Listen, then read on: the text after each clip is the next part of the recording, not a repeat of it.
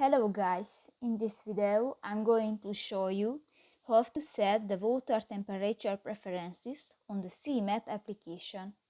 But first of all, I just want to mention, please don't forget to subscribe to our channel, because at 100,000 subscribers we are going to show you our YouTube revenue statistics and growth strategy, how to make money online. So let's jump into it. First of all, open the application on your device.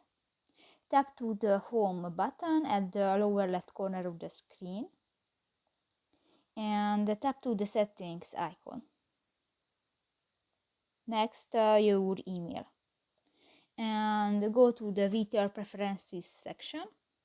And here you can find the water temperature option. And just drag the line and set the ideal value. And done. So that's pretty much it for this video, guys. See you in the next one. Bye bye.